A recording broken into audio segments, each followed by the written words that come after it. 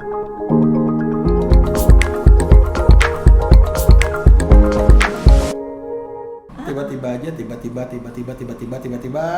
karena saya juga gemar membaca. Oke, ya karena itu buku adalah jendela. Nanti jadi ini ya, sekali kita kalau FGD membedah buku ya. Enggak juga lah, kita bukan kutu buku soalnya. Membedah buku. Ya. Karena mempunyai uang, kita bisa berkeliling, mencari tahu kebenaran. Kelemahan sejarah Indonesia dan luar negeri adalah di literatur, di pencatatan. Kita lebih senang budaya tutur tinular, tutur berkata. Orang luar, penjajah Portugis, Inggris, Belanda dan lain menulis apa yang dia lihat sesuai dengan kepentingannya mereka. Meskipun yang tulisan itu kadang-kadang salah. Ya. Suatu saat saya ke Belanda, saya masuklah ke perpustakaan itu. Saya orangnya penasaran, Bu, ingin mencari tahu selalu gitu. Didukung dengan keuangan yang baik, ya kita bisa pergilah. Gitu. Dari saya bekerja itu, saya bisa menghidupi banyak kegiatan saya. Gitu. Karena nggak ada sponsor, Bu. Jadi semuanya diri sendiri. Yes. Nah, yayasan itu sendiri yang menaungi kegiatan-kegiatan ini, sumbernya dari mana? Saya. Itu betul-betul hero ya, komitmen. Nggak hero sih, maksudnya kebetulan aja. Kebetulan dulu saya membawahi 10 perusahaan ekspor impor. Oh, oke. CSR? No. Oh, no juga. Jadi dulu saya dapat mainan lah, sebagai pengawal menteri, orang yang mau ngurus ekspor impor pasti harus dikasih ke saya ada 10 perusahaan. Ya, masukin dump truck, masukin apa segala macam misalkan ya, kapal laut lah apa segala macam, helikopter dan lain sebagainya. Satu perusahaan itu setiap hari Jumat minimal 30-40 juta. Setiap hari Jumat tuh 6-7 surat pasti beres. Dan setiap hari Jumat saya pulang bawa duit minimal 200 juta. Wow. Tiap hari Jumat. Sebenarnya lebih sih, cuma kan kita bagi-bagi. Nggak boleh sendiri-sendiri kalau dapat duit. Harus bagi-bagi biar langgeng. Gitu ya, gitu segala macam lah. Semua teman-teman lah gitu lah. Cuman kan itu yang positif. Bukannya judi online, bukannya apa-apa, bukan backing narkoba dan lain sebagainya. Dan bekerja juga. Dan bekerja.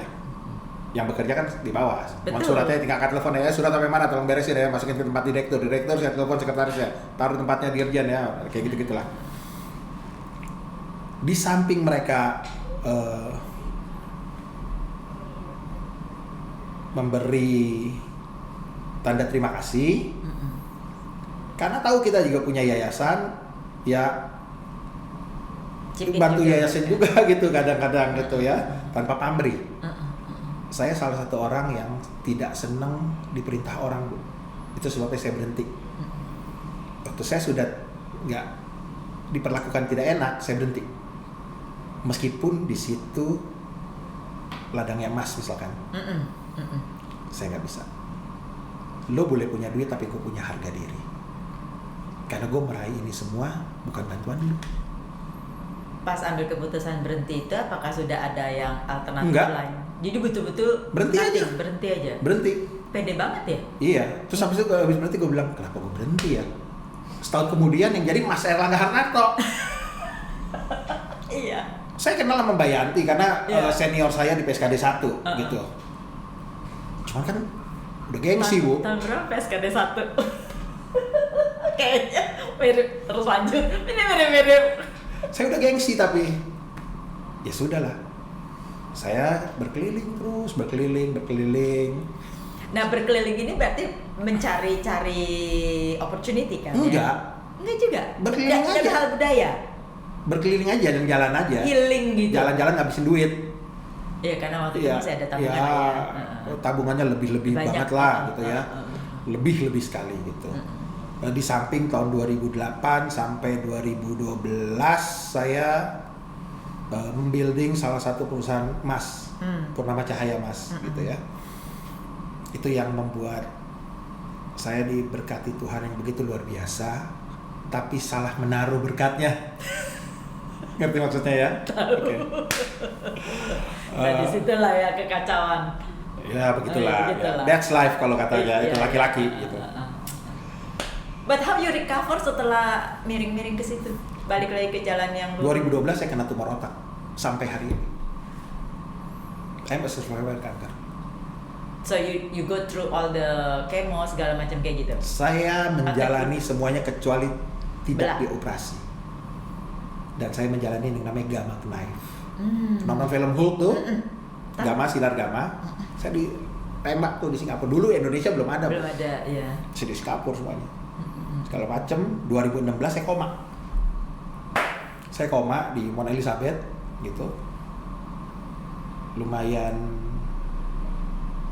menguras pundi-pundi yang kita hasilkan. Lama?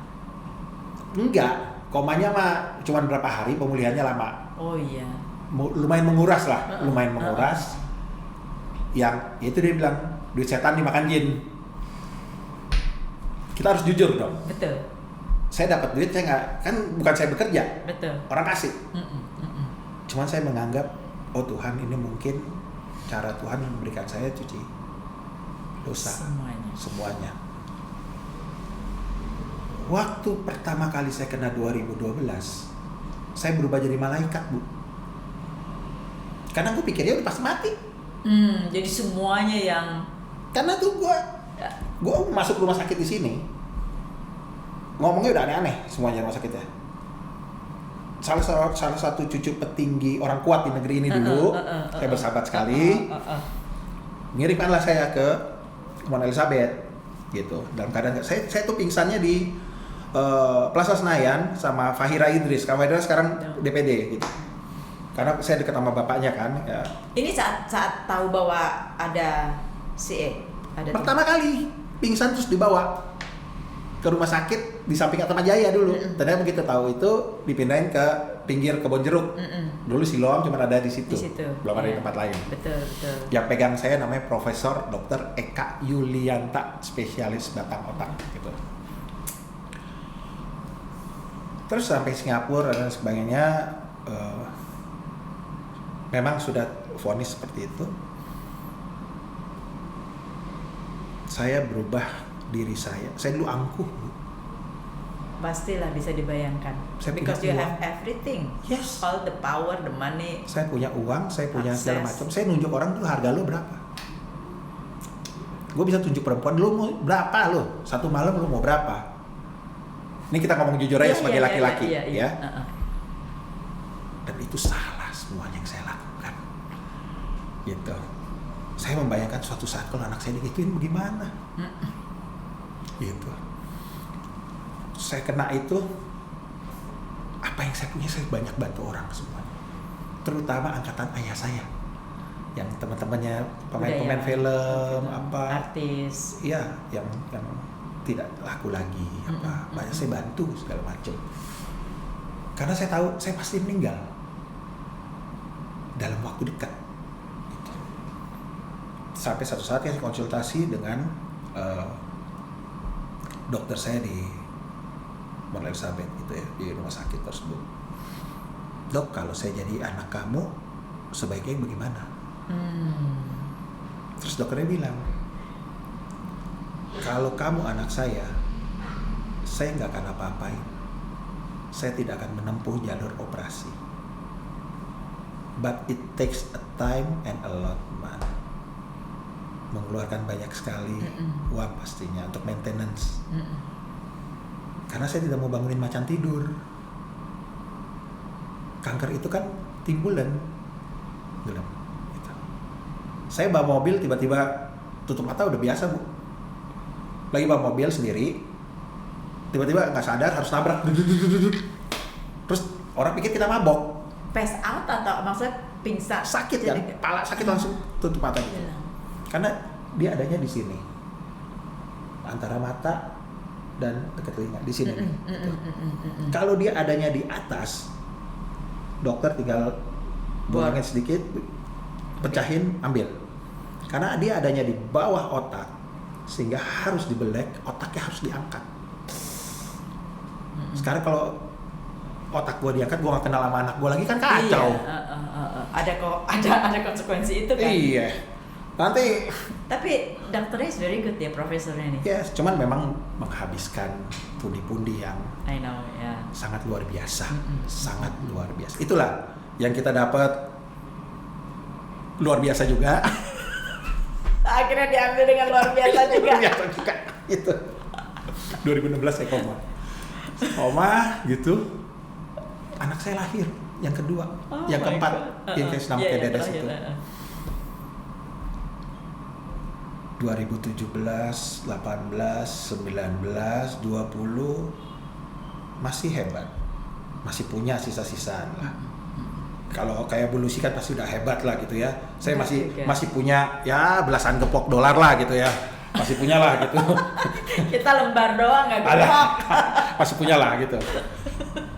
Sampai saya membuilding sesuatu, membuat ini, membuat itu. Dasar emang gua bego, tampangnya aja serem, kagak berbakat di dalam bisnis. Banyak ditipu, banyak yang partneran sama teman yang sudah kenal atau? Orang yang nipu kita kan orang yang kenal, Bu. Orang lain gak akan berani nipu kita. Yang paling dekat ya. Ngerti kan? Ngerti banget itu. Yes, habis gitu. 2021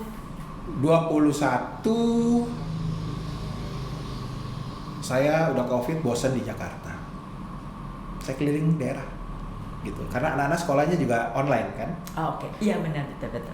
Saat itu ya. Secara online saya keliling gitu. Keliling gitu. Balik, tiba-tiba saya diminta menjadi ketua dari para pencipta lagu. Kok bisa? Makanya itu saya juga bingung. Teman-teman agak gila kali gitu. Tiba-tiba teman saya bekas Kanwil Bea Cukai yang mendirikan itu, almarhum Fritz Aritonang, meninggal. Pas datang, para pendirinya itu termasuk Faris RM apa semuanya datang ke rumah. Bung, bisa nggak tolong bantu pimpin gini-gini? Saya bilang masalahnya di mana? Coba saya lihat. Oke, gua bantu pimpin, cuman hanya 2 tahun. Karena rencananya saya pengen ke Belanda, karena anak saya pengen saya sekolahin di Belanda, masuk Akademi Ajax yang cowok ini. Jadilah saya. Dasar emang saya jiwanya pemberontak, pendobrak. Jadilah saya dalam 12 orang itu di Kemenkumham, di LMKN. Dan saya menjadi kepala lisensi royalti musik Indonesia yang membawa setiap pusat hiburan di Indonesia. Tahun berapa itu? 2022, 2023. Tahu dong betapa berkuasanya kan? Ini loh orangnya. Saya cuma bisa telepon. Berarti saya masih bersyukur loh bisa ketemu orangnya. Saya cuma bisa telepon, ini harus bayar sekian miliar. Enggak, lo bayar sekian. Ini karaoke nih ada berapa banyak? Nih karaoke ini ada berapa ini? Harus bayar enggak sekian. Sekian puluh, ini sekian belas. Mungkin ini mungkin salah satu. Jangan dibilang Pak Dedi ya, bukan loh. Akhirnya saya membongkar. Satu saat saya kumpulin seluruh pencipta lagu, seluruh stakeholder di hard rock. Saya mencanangkanlah revolusi royalti musik Indonesia, revolusi transparansi royalti musik Indonesia. Pencipta lagu berbeda sama penyanyi. Pencipta lagu dia mempunyai hak eksekutif di dunia. Setelah dia meninggal, 70 tahun hasil karyanya masih di cover. Tapi pencipta lagu banyak yang susah hidupnya. Kalau penyanyi, off air banyak sekali. Pencipta lagu sangat banyak susah. Saya pernah menolong seorang pencipta lagu. Kalau saya sebut namanya orang gak ada yang kenal. Mungkin tertentu orang kenalnya. Nanil C. Yakin. Ibu nggak tahu. Cuma kayak saya sebut judul lagunya Bento pasti ibu tahu. Oh itu. Kasian banget ya. Betapa harus tinggal di sebuah kontrakan kecil, meninggal pun juga di makam ini segala macam. Sampai saya harus telepon Iwan segala macam. Kan yang bawain Iwan Fals waktu itu. Iya, yang bikin Yes. viral. Padahal kalau kita lihat di luar negeri, seorang pencipta lagu dari satu hak karyanya yang benar-benar hebat, dia bisa hidup puluhan tahun. Kalau di sini susah, Bu. Hidupnya di sana. Dan saya berhasil, alhamdulillah, puji Tuhan. Saya waktu memimpin, saya berhasil mendobrak tembok yang begitu dalam yang didirikan oleh orang-orang yang kuat. Gak usah sebut namanya, pokoknya orang-orang kuat. Saya bisa mendistribusikan 1 tahun 7 kali royalti musik. 2 kali yang dikutip dari hotel, restoran, radio, karaoke, dan etc. Sisanya itu dari digital, Instagram, TikTok, Facebook, YouTube, Spotify, Deezer, dan lain sebagainya. Kalau seperti itu, di mana peran publisher ya? Beda lagi. Oke. Beda lagi.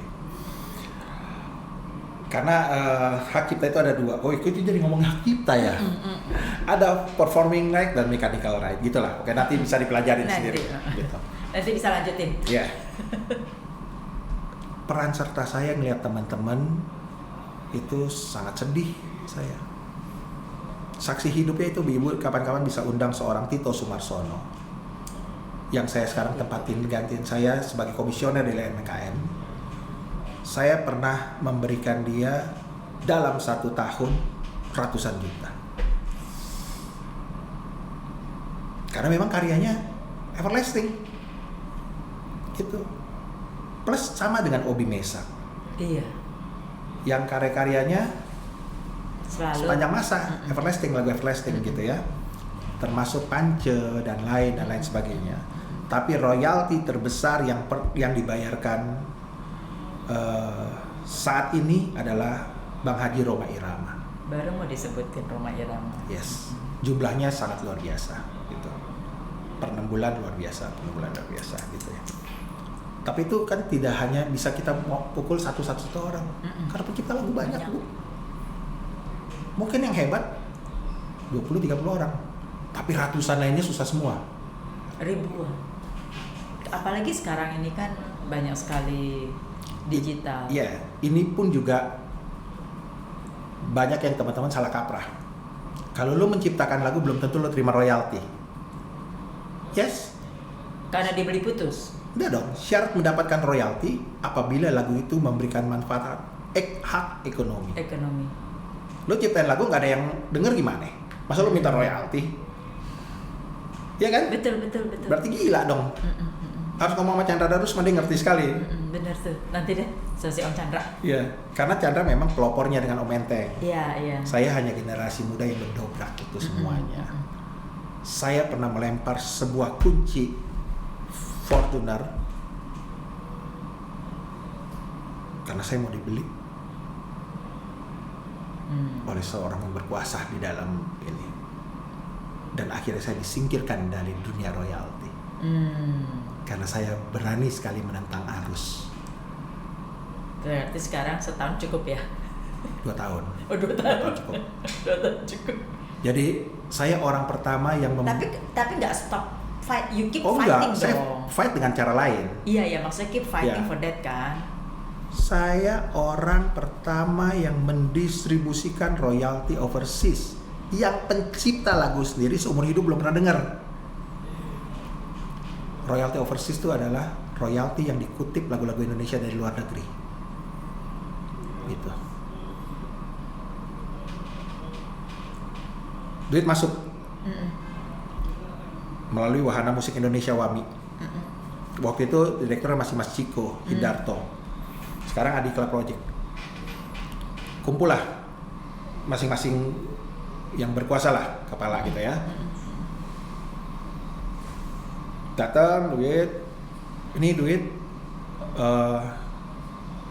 untuk kepentingan organisasi ya, nggak usah dibagikan, gini. Saya harus bilang iya dong.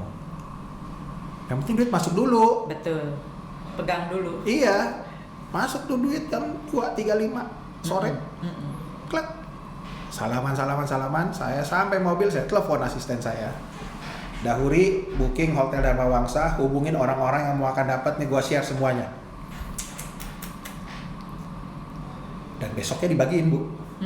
Disitulah awal kemurkaan orang-orang yang kemarin memberikan.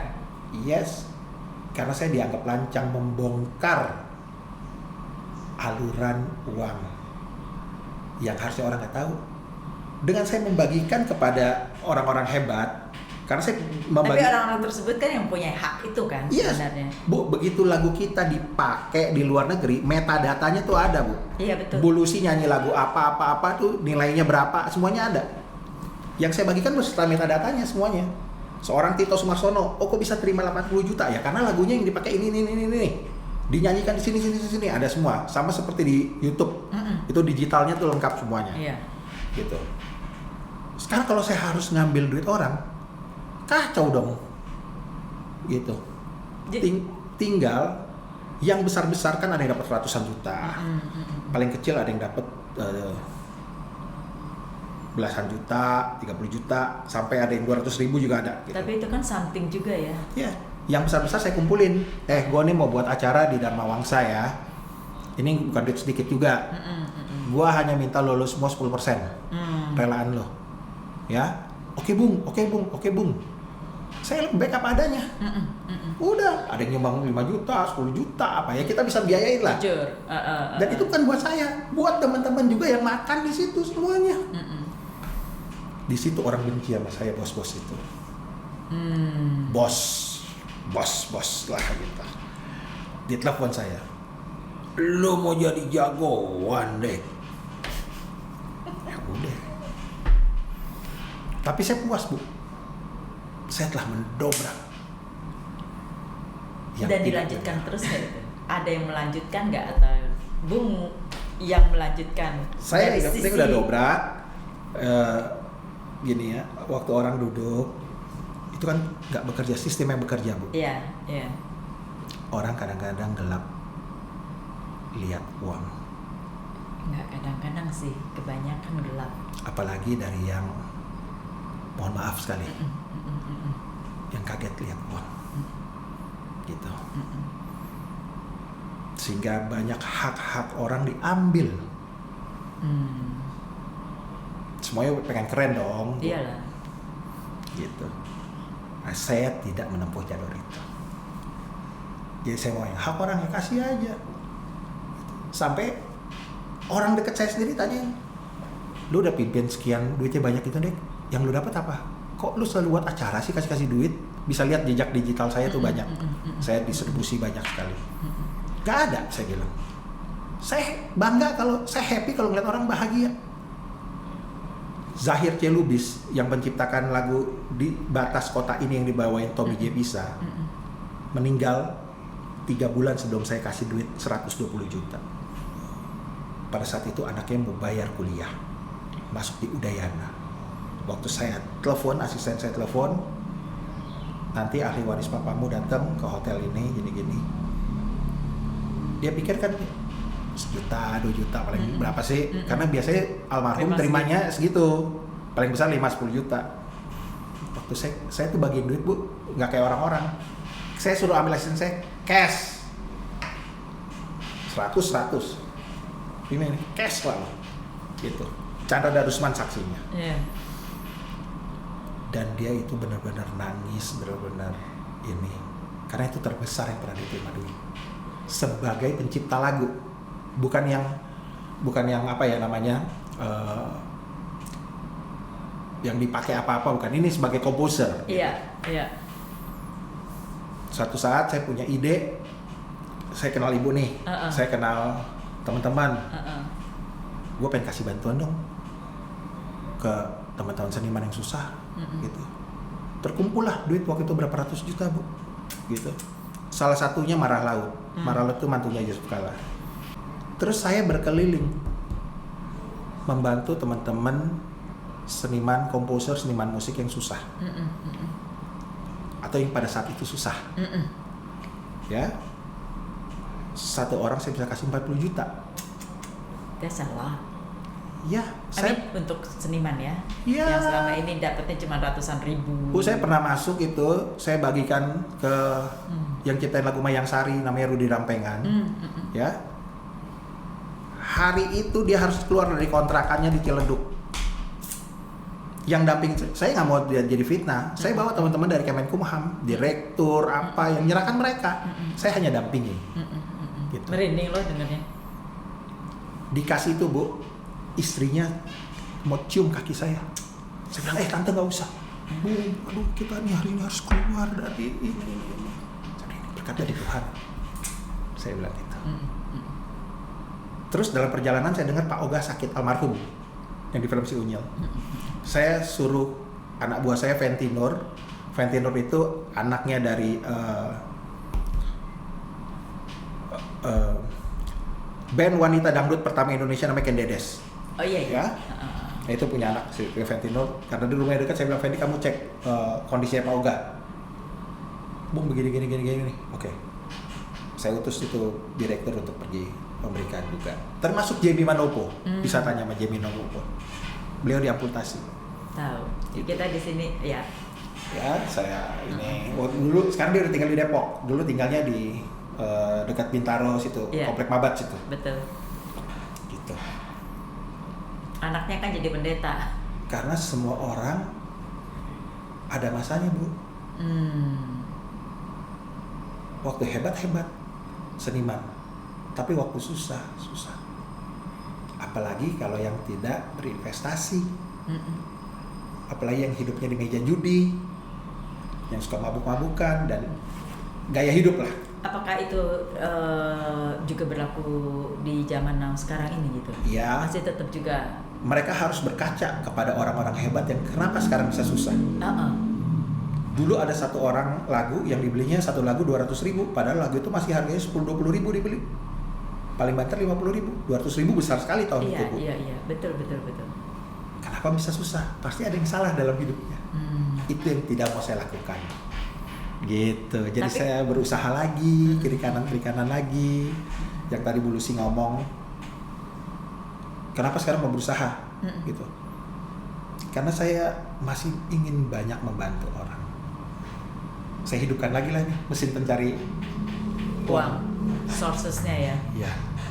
Rasanya apa tuh setelah ini kan panjang story, life story-nya nih. At the end kayak sekarang ini kan kita menebarkan kebaikan. Ya. Itu rasanya apa? Seneng aja. Bahagia gimana sih? Orang datang ke rumah kita, Bung, anak aku harus begini, harus gini. Masa mau gue doain? Kan gitu. Ngapain dia jauh-jauh? Berarti membutuhkan bantuan. Puluhan kilometer datang ke rumah gue. Kalau gue datang, maka itu lo kerja bro, maka itu gini. Gak usah kita nasehatin. Ngapain dia datang? Banyak yang terjadi sekarang seperti itu. Gitu. Banyak juga teman-teman saya yang sekarang hebat, yang dulunya gembel. Kalau kita WA dibalasnya 2 minggu kemudian. Kalau pas lagi ada perlunya tiap hari WA dulu. Begitu dia menjadi orang hebat, dia udah lupa kacang, lupa kulitnya. Mungkin karena kesibukannya juga. Ya, ambil positifnya lah gitu, ya. Gitu, ya. Kalau WA kan udah ini buat jauh teman-teman ke gue yang bawah. sekarang jadi menteri nih, ada 5 orang yang jadi menteri. Ntar gue bacain satu. Nggak boleh sombong ya, karena hidup adalah sementara. Oh iya. Dan hidup adalah titipan. What goes around will come around. Ya. betul. Jabatan itu cuma sebentar, tapi amal perbuatan kita akan selalu dikenang. Apakah musisi-musisi yang sekarang yang the young musician ini nih, yang sekarang dengan punya passion katanya pokoknya mau hidup di musik, itu akan survive juga? Sekarang harusnya lebih gampang Bu, karena sekarang zamannya DAW, digital audio workstation.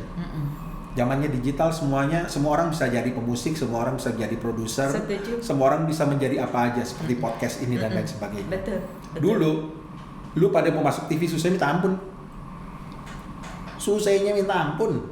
Jadi mestinya kita tidak mengantisipasi melihat para musisi atau para artis itu susah ya sebenarnya. Tergantung pergaulan lo. Kalau lo tukang nipu orang, pasti lo akan susah. Tapi kalau lo orangnya humble dan lain, itu berlaku di dalam dunia manapun. Betul. Pasti lo akan hidup. Gitu. Pasti akan hidup. Kalau saat ini saya ketemu anak muda yang di bawah 30 tahun tidak punya duit, berarti dia malas. Kuper dan lain sebagainya. Anak-anak muda yang benar-benar, makanya terus kan ada yang namanya konten kreator. Hebat-hebat sekali anak-anak muda sekarang. Betul. Yang benar hidupnya, yang lurus. Yang dari daerah-daerah yang susah, ada yang bisa 1 bulan terima 20 juta, 30 juta, 40 juta, 50 juta. Gitu. Dengan alat seadanya. Menjadi konten kreator nggak perlu kita beli kamera-kamera yang hebat.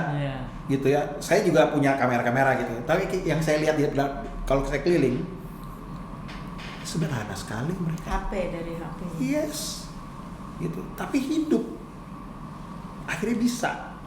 Waktu ibu ini teman-teman semuanya masukin dunia belantara yang namanya YouTube, miliar 1,5 miliar orang tuh main YouTube. Jadi kalau kita tidak benar metadatanya, aluran postingnya, kok jadi ngajarin gue deh. Gak apa-apa, belajar terus. Gitu. Maka akan kacau. Jadi kalau lo misalkan podcast berbicara, harus continuity di dalam channel lo itu bicara. Lo musik. Makanan, nggak bisa lo campur adukin. Nanti akan algoritmanya akan ngawur. Gitu. Tuh kuncinya. Dan satu lagi saya tambahin, boleh dong? Boleh dong. Konsisten. Yes. Jadi kalau setiap posting setiap hari apa terus. Harus. Nggak bisa lo 1 hari 7 kali posting, nggak bisa. Harus konsisten. Karena akan kebaca tuh nanti. Betul. Nanti tiba-tiba waktu pas lo upload, lo ada duit tapi namanya dolar hitam, nggak bisa masuk ke rekening. Gitu. Banyak lah. Jadi harus undang salah satu pakar digital dari Google. Nanti teman saya kenalin. Ya dong, mau dong. Nanti berbicara mengenai bagaimana dapat duit dari zaman digital ini. Kita juga mau dapetin soalnya. Bu Lucy, saya senang sekali diundang ke sini juga karena perantaraan Mas Yudi ya, seorang produser di RRI gitu ya.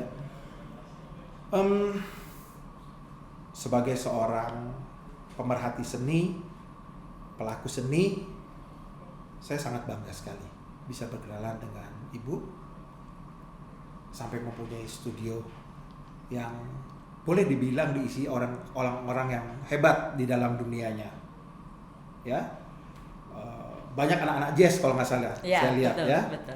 Ada Berry Likumahua, ada Debaku Cakarniki, ada Tompi dan lain sebagainya. Karena sebelum kesini saya cek beberapa hari sebelumnya gitu. Di browsing juga ya. Berarti sama dong saling di browsing. Semoga apa yang Ibu buat menjadi hasanah musik Indonesia di dalam hal industri rekaman. Amin. Dan juga kalau nggak salah itu bisa orang syuting video klip juga di dalamnya. Bisa. Jadi ya? fasilitasnya kan ada hall ya, hallnya nggak besar, nanggung lah, cuman 9 kali, 100 square meter aja. Ya. Jadi itu bisa video klip. Kadang-kadang orang bikin film di dalam, gitu. Tadi saya masuk, saya lihat tuh sebelah kiri tuh kayak di rumah saya tuh bisa scoring. Oh iya memang. Musik tuh. Tapi canggihan ini. Tujuannya itu masih baru. Canggihan itu. Nanti kalau mau pakai silakan aja ruangannya. Karena bisa dipakai. Saya 7.1. Kalau itu kayaknya 916 916 ya. Saya speakernya banyak banget gitu. Boleh nanti dicoba aja kapan dicoba ya kan, siapa aja bisa operate dan go ahead gitu loh. 916 itu ya. Iya, karena banyak teman-teman yang buat film kadang-kadang membayar scoring atau studio itu kan mahal. Makanya kenapa saya buat di rumah. Tinggal teman-teman atur aja operatornya lah gitu. Saya nggak pernah inilah kalau itu sama teman-teman sudahlah. Biasanya kalau film itu sampai 150.000 penonton, 200.000 penonton, dia meledak, baru telepon nih, ada nih gitu. Udah berangkatin aja tuh umroh ini segala macam, saya punya karyawan. Saya nggak itu. Mirip-mirip kita juga di sini ya. Saya juga orangnya gitu. Ya maksudnya ya kita sudah hidup dengan dunia kita, Bu. Iya, betul. Saya punya dari dunia lain. Ya di sini saya menyalurkan apa yang saya pengen gitu loh. Benar. Semoga juga I can studio live. Studio live. Iya. selalu menjadi hebat dan bertahan lama Amin. dan konsisten Amin. di dalam belantika musik Indonesia. Amin. Amin. Teman-teman, terima kasih ya. Saya senang sekali diundang di sini. Dan Ibu Lucy, God always Thank be you with ya. you. Thank you ya. Thank you ya. Thank you. Thank you loh, Bung.